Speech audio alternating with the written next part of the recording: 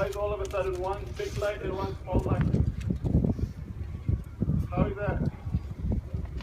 So the Midrash answers, originally Hashem made two big lights. Then the moon complained, how could you have two rulers?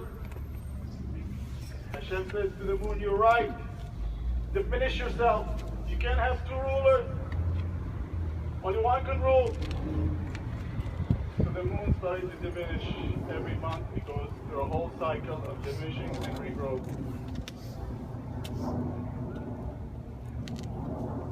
The moon complained. I said something logical. Hashem said, you're right, I'll give you the stars to make up for it. That's not good enough. I'll let you rule part of the day. You can come out in the day also. That's not good enough.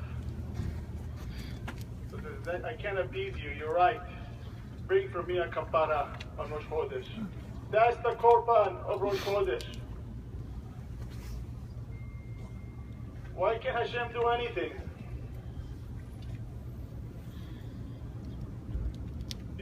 The answer is because to make a creation, to create a world,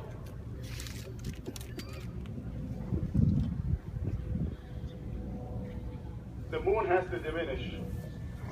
The moon reflects the light of the sun. The moon is in complete surrender. And if you're in complete surrender all the time, we will just be robots. We won't put our vision into the world. We won't be creators. Hashem wants to be creators. So he had no choice but to make the moon diminish.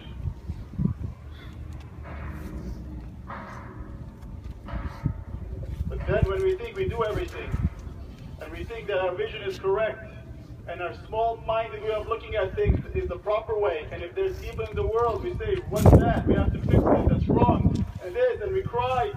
We don't understand, but there's a bigger plan.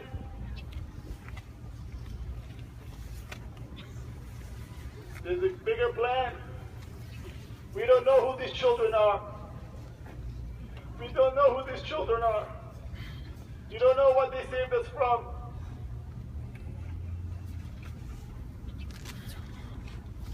We have to completely surrender. We have to surrender and reflect Hashem. And if you make Hashem's will your will, which means to completely surrender to Hashem, then Hashem will make your will His. Another way to live the world, to realize, like the moon, you're in relationship to anything, everything. You're in relation to the world. There's not you and you're surrounded and you have to go compete in the world to make your mark. But no, you're in relationship to everything. We're all one. The moon represents relationship. Blends relationship. When someone succeeds, you succeed. When someone suffers, you suffer. We're all together as one. We see how great Am Yisrael, because we're compared to the moon. We're compared to the moon.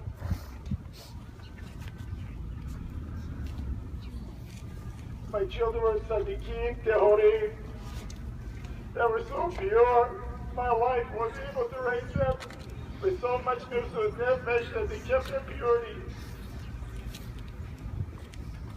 Each one of them. And yeah, when she was born already, she came out fighting a student child, always going to the maximum.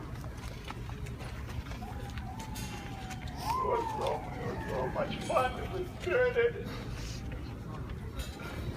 Rivka, she had so much joy. She gave joy to everybody.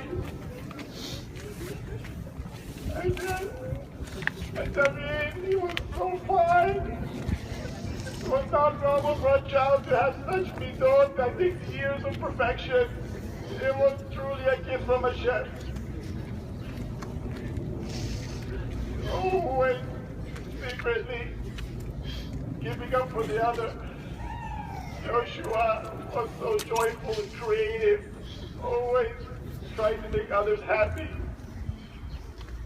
Moshe was always beaming. He was beaming and he tried so hard. It was hard for him. He had learning problems and he tried so hard. And when I shed a tear that he tried so hard, he was beaming. Sarah was like Elias. She was the cutest. And Yaakov also, he just wanted everyone to be happy. He was the youngest, he was the clown. They were all had faces of angels.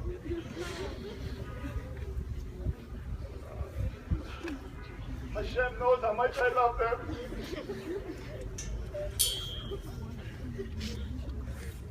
You know, people forget what's important in life. They live their lives to forget about surrender. We have to be in a state of surrender all the time so we can give their children the right thing. My children were unbelievable. They were the best. But the truth is, every child is the best. Every child is the most beautiful child there is in the world. Every child is like that. And we have to love them as parents, and we have to love them as teachers. Their faces were in the Mishkan, and the cherubim, they had faces of the angels that was on top of the ark. They had faces of children.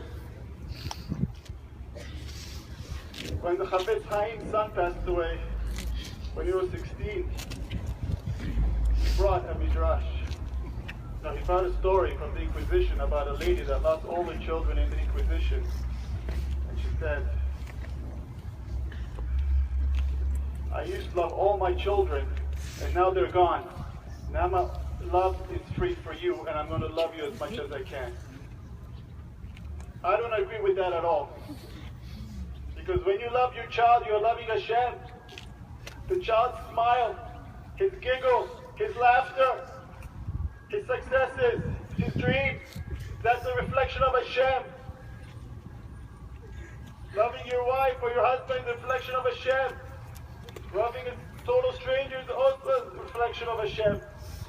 Every relationship we have is a reflection of Hashem. It's a different aspect of the infinite that we experience. I lost that now. I can't experience that anymore. I'm going to have to find it in a much finer, deeper way.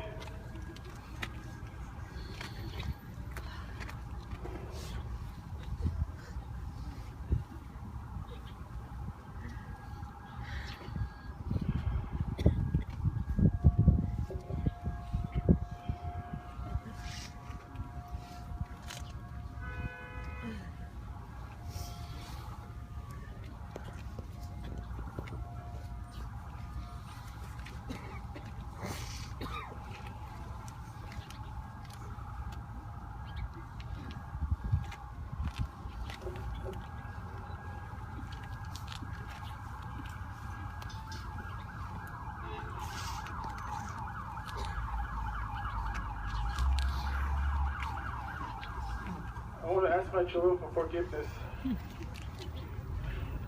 I did my best, and my wife did her best.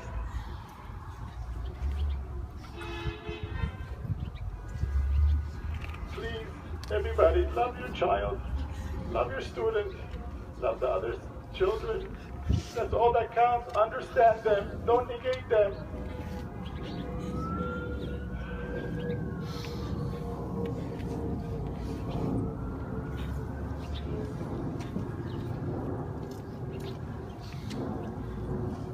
Like getting angry, you have to be patient. You have to surrender. Surrender. You have to do what's best for the child. That's what Hashem wants.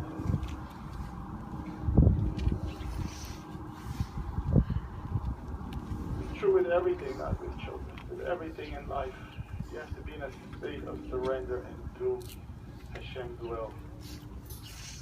Because in the end, that's all there is. Everything else is an illusion. All your petty things that you want. It's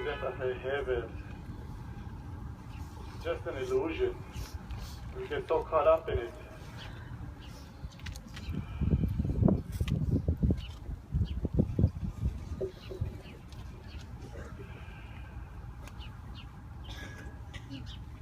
Hashem should send a quick recovery to my wife, Gila Bat Francis, and to my daughter, Sifora Bat Gila. Should give us strength to continue. Amen.